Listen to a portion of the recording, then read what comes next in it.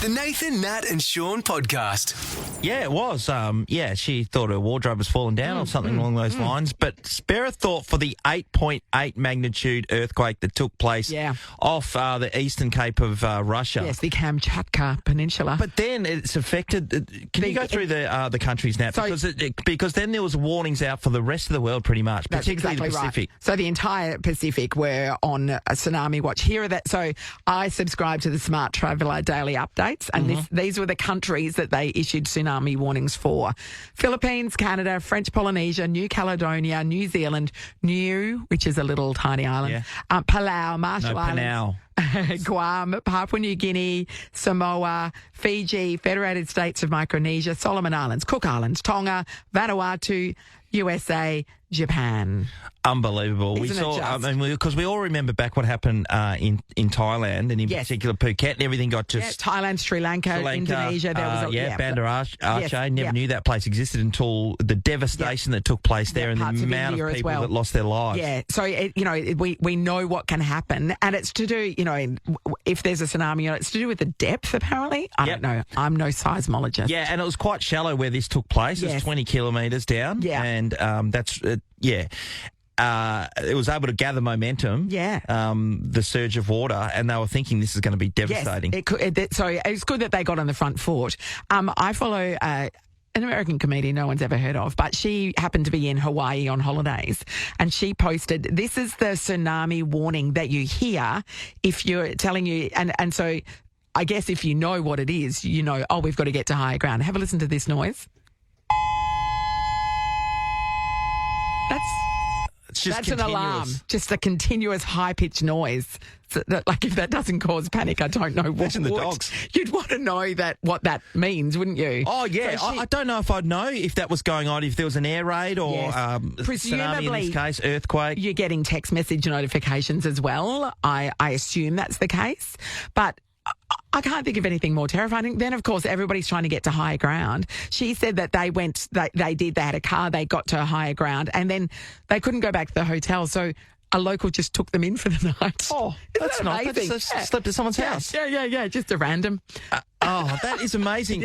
Apart from that, there was a lot of cruise ships in the harbour in Hawaii at the time, and there was a lot of footage you might have seen of people running to the cruise ship to get back on board. Yeah. And there's some of the vision that's shown. There's a lot of old cats on there. Yeah, of course. And they're not exactly bloody sprinting. I thought it was intense getting onto a Greek ferry, but this was next level. This is next level because they want to get out of that port, because if that wave hits while they're in port, it could be catastrophic. At this stage, we haven't seen that there's been... no, there's a little bit of inundation in a couple of places we saw on the news earlier, but nothing... It could have been catastrophic, and it hasn't been, which is great. But you don't know. When you hear that siren going off, you're just fleeing for your life at that stage because you know it's serious. I want to throw it out there. I know it's early this morning, but has anybody been in a situation where they were fleeing? Yes. They heard a noise, or there was something that was happening in a place that they were at, and they were just yelling, running saying, "Get out, get out, get out!" Yeah. And it could be because this is a real downer, but I've had friends that were in Vegas when that massive shooting happened, and nobody knew what was happening. You don't know if there's still a live shooter, and so you're. Just running, not really knowing where you're going. Yep. Where do you know is safe in that circumstance? When there's bushfires as well, and you're evacuated to the beach, say, and just sitting there watching, going, that's getting very close now. I've got to say, when the Bali bombings took place, I was fleeing. I was running down the street away from them. So you knew where it had happened, and then you just... I knew it was coming because the wave of dust and smoke and it's coming towards debris was coming at us like in the movies. Yeah, just like a sheet of stuff in the air. So you turn around and bolted. I'm bolting. There's other people doing the same thing. Absolutely. A lot of Balinese people at the time, though, they were like, nah, take it easy, just calm down, it's all good. But it wasn't. Lucky you're a fast runner. Oh, mate. Incredible. I never moved so quick in my life. But fleeing for your life and fleeing from a situation, you don't know what's happening around you. No. We want to know, did you have to flee for your life? And what was it? What were you running from? Was it a tsunami? Was it a bushfire? Was it a bomb going off? Absolutely. Or was it just a baddie? Yeah. Renee's going to kick us off. Hello, Renee. Good morning, guys. How you going? Great, good, Renee. What did you have to flee from? We were just over in California when the big fire went down the Palisades. So So we were on holiday driving around. We just sort of left Hollywood. Yeah. We actually went up to see the Hollywood sign that night, or that morning, and we were like noticing it was like really smoky, and we were like, oh, I wonder what's going on. And really, really windy. And then it wasn't until we drove down through Beverly Hills and onto into Santa Monica that we sort of noticed a bit more. And it was really smoky and really, really windy. We walked out to the Santa Monica Pier, and then that exact sound that you just played, that went on, and you sort of looked over to our right, and it was just a fire and a smoky like mountain, and it was just everywhere.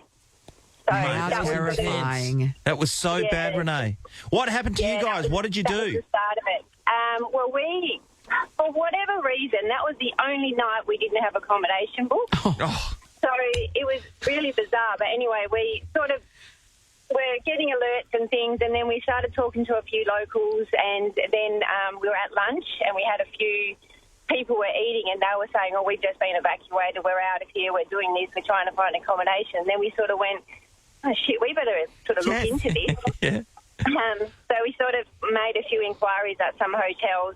They were already booked out from people fleeing. And at that time it was too late to leave, to try to go either under or around, because it was all blocked off because of the... and that's what we were trying to do. We wanted to go down and through Malibu, and we couldn't. So we managed to find a hotel for the evening. And again, you could... like there were just all the residents coming in and trying to get away. Yeah, of course. And by that time, it was just dark, really, really early because of all the smoke. You could see the flames, so we managed to get a hotel. We managed to stay the night. We got out really early and went up, like right up and around the top of it, and we managed to get away. And we weren't like. Thankfully, it didn't affect us, or we didn't get involved, but it was, it was full on. You must have been so scared when you heard that siren going off and just be like, oh, far out. Oh. We were walking down the pier sort of going, oh, cool, we're in Santa Monica, and then next minute, we're getting all these buzzes on our phone and loose. this noise, and we're like, what's going on? And we're all sort of looking around, and then we're like, oh, shit. The size of it is, it was massive. Yeah, that's hectic. Grim. Thanks, that's Renee. Hectic. Glad you made it out. Teddy's in Lakelands. Hi, Teddy. Hey, how are you? Good, Teddy. Good, buddy. Okay, talk us through. What did you have to flee from? I had to flee from a madman with a gun. Oh, my God. This is hectic. What happened? So about 20-odd years ago, a good friend of mine, she moved to Melbourne. She was dating a member of a certain motorcycle gang. She just met. And she was over there for a few months, and she was a bit bored, didn't know anyone over there. So she flew me over there to spend a few days there. Yep. And while I was there, they didn't appreciate me too much. They thought that we were more than brother and sister. Oh. Yeah. Thought that we were together, which has never been the case. So they invited me around to the clubhouse one night. I didn't have any reason to think much of it. I went around there for a few drinks. And I walked into this room, and there's a guy standing there with a shotgun pointed at me. Oh, Teddy. He said a few words to me, confronted me, tried to ask if we were together, and I've denied it. Obviously, it's not true. There was a little noise, and he sort of got distracted. He turned his head a little bit. At that moment, I just turned and jumped straight through a closed window with a bullet whizzing straight past my head. Oh, my God, Teddy! I ran and hid, and I sat behind a 24-hour pokey place. And I called my mum in Perth, and she called the airline and pretended that there was some death in the family so I could get straight back on a plane and get home. Oh, my God. Hey, by the way, was that noise that saved you, was that coming out of your ass at the time? Because I would have been shitting myself. Yeah, I think so, That is hectic. Teddy, absolutely. I've never been to Melbourne since. No, I would stay out of the entire state of Victoria if I was you. Did you, when you got back, did you have a conversation with the cops at the time, and were you worried? No, you're not going to involve the cops. Are you serious? Definitely not. Protection, are you? They're already mad at him. I just stayed off the radar for as long as I could. And now you're telling it on the radio. Good luck, Teddy. It's been nice knowing you. Thanks, buddy. Great sale. Althea's in Carlson. Hello. Hello, good morning. Good morning, Althea. How are you guys? What did you have to flee from? Well, back in 91 when I went to visit my family in Croatia, it was just before, I should say, it's when the war erupted. Yes. Because it went to Slovenia and then it came to Croatia. And anyway, I was staying with my auntie and uncle, and they were on the 8th floor in the apartment. And anyway, the air raid came on. So there was a few days of this happening, and like, oh my God, it's all intense and everything.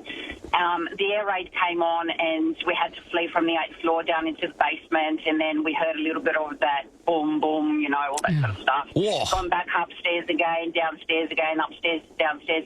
Anyway, one night, air raid comes on again, and we kind of thought, oh, this is just so boring, going up and down, up and down. Yeah. My uncle was in the war at the time, and he said, he rang and he goes, what are you doing in the apartment? You've got to be downstairs in the basement. And I'm like, what's happening? He goes, quick, get down there. And he just all erupted.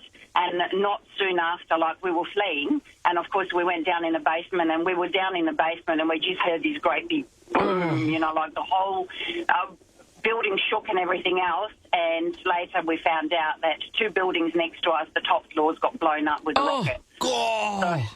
Alf, yeah. I know, it was really intense. So it lives with me till this day today. It's, amazing. So isn't it amazing? Like, we think about back then, 91, when all the war that war broke out, Yugoslavia just dismantled in that time. And these days, everyone talks about going on Croatia on holidays. That's and right. It's one of the most beautiful places you could ever go to. Well, the Winter Olympics had been held in Sarajevo just a few years earlier, and you're like, it's. And then that happens. Yeah, and then the whole area just fell apart. Extraordinary. Thank you, Althea. Great stories, everybody. This is the Nathan, Nat and Shaun podcast. The wonderful Urzilia Carlson is headed our way with her You Don't Say Australian tour. She'll hit our shores at the end of August, and we've got her on the phone now. Morning, Ursula. Hi, how are you? We're wonderful. Great. We're excited that you're coming to Perth again.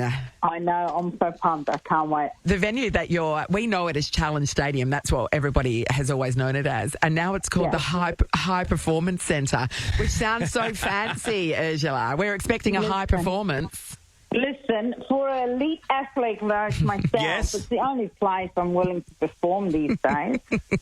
So we get to see you and some of the WA Institute of Sport athletes getting around the hallways. This is good. This is good, actually. What a perfect combination. Yeah, honestly. Did you ever play any sport, Ursh? Were you, as a kid, were you sporty? I did. Yes. I just thought this morning, because I think my record in shot put when I was 7 in primary school is still standing. It was 6 metres. 6.01 metres. It was pretty incredible back then. That's pretty decent for a 7-year-old. That's great. Yeah, so I did shot put and discus, all the short, fat girl sports. And there's no offence to skinny ones doing that sport. And then I did it's korfball. It's like netball, but with more rules. Yes. And I did that right through school and after school for club. And then I played provincial mixed indoor cricket. Oh, did you? Oh, yeah. Oh, I love indoor cricket. Like, that ball is just zipping around so fast. quickly. You're bouncing off the net. Yeah. Yeah. Oh, I loved it. I even umpired for like 2 years. I love it so much. Oh. Yeah. What was your strength, batting or bowling? Batting. I'm a terrible bowler. Yeah. You can't be good at everything, Oh, that's awesome. I mean, look, I'm already good-looking, smart, and great at cricket. Yes. So, it would be unfair. It's too good. Hey, Ursula, you need to be an Olympic athlete to get through this tour, because I think you're doing the UK after doing Australia and all the states and stuff like that, and Ireland as well. Yeah. So and New Zealand. So I was looking at, is there like around 34, 35 shows you're doing, or is it more? It's more, because the ones that I've already done is no longer on the list. Oh. So I mean, I started in Melbourne with 10 shows, and then it just kind of. I feel like I've already done 140. I know that's not true, but let's go with that. Feels like it. Yeah. And I've already done North America, and now I'm starting with Aussie, and like I say, then heading over to the UK. But someone said to me the other day, you must be exhausted, and I'm like, no, because I feel like every show that I do gives me a little bit more energy, and because I love it so much. Like, I just did 3 shows in Adelaide, sold out, and I was so hyped by the time I got there, because I knew that all the shows are sold out there, and people are ready for the shows, and I was, I'm just so pumped doing it. And I'm not working 15 hours in advertising anymore. I'm doing an hour and a half show. Yeah. I'm all right. And there's no Beyonce choreography, is there? Or is there? No. You must be exhausted. I go, how do you get to that? Because when I fly, I just sit and they bring me snacks, and then I get to the venues and everyone's really nice to me and they bring me snacks. And then I do the show, and afterwards my tour manager goes, do you want a snack? And I'm like, all I'm doing is travelling, snacking and talking smack for an hour and a half. Well, you are an athlete, so you're always looking. Snacking and smacking. Yeah. Well, adding the carbs in. Hydrated too, so I try my best. Yeah, that's right. Well, I mean, of course, how did you go on your North American tour? Because you're a proper movie star now. So, the great reception over there? Yeah, they were so good. I did Canada and America, and everything sold out except for the second San Francisco show. And honestly, I had the best time. And everywhere we went, we'd sort of leave, and then the next day there'd be some drama, like a riot or whatever. But then we're gone already. So that's right. You just left it in your wake. There was just absolute mayhem. Yeah. But while you're there, it's fine. No, I honestly had the best time. And then people go, even when I went to Texas, I did 2 shows in Texas.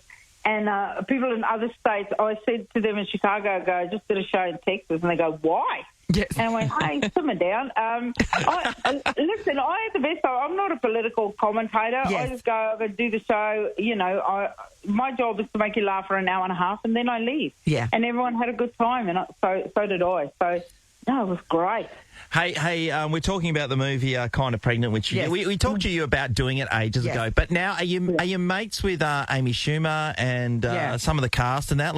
And were you friends with them before? I mean, in a way, because we would chat. Like, Amy and I have been talking since 2020. Yeah. But now we're on we're on a chat group, and we talk every single day since the movie.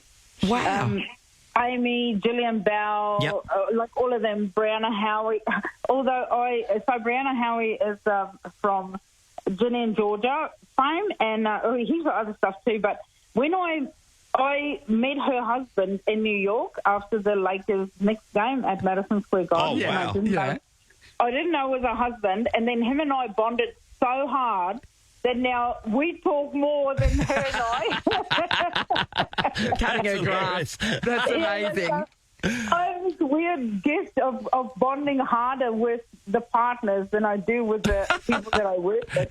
And so, him and I chat all the time. Ursula, with the movie stuff and TV stuff in particular, we've had the chance to do bits and pieces. One thing that frustrates me is doing stuff over and over, because you're doing radio or you're doing your stand-up. You say it and it's live and it continues. And you move on, but when you're when you're filming something and they it takes forever. They say, that was great. Can you just do it again? And you're like, do you have patience to go through that? And they go, okay, we're going to change the cameras, and then we do it all again 20 times. That's right. I don't actually mind that, because with Kind of Pregnant, we ad-libbed so much that basically no 2 takes were the same, and we were just cracking each other up. So that was really good fun.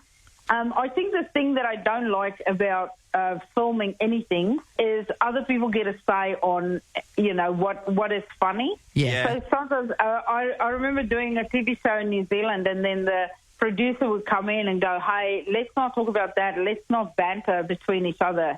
And I'd say to him, oh, so you mean strip out the funny stuff? Yes. Because people don't watch, let's face it, you don't watch Have You Been Paying Attention because you're interested in what happened to the news that week. No, that's exactly right. That's exactly right. That's the funny thing, and that's the thing. And when you can't rehearse, you can't, that stuff is just natural, and I think, off topic, but that's the success of Have You Been Paying Attention Australia, is the fact that everyone gets on and everyone likes to take the mickey out of each other. And you do beautifully. Yeah, you're very good on that show too. She's good at everything. Shot put. What do you do? Comedy. It's just it's an outrage. Discus, cricket, full on. Yeah.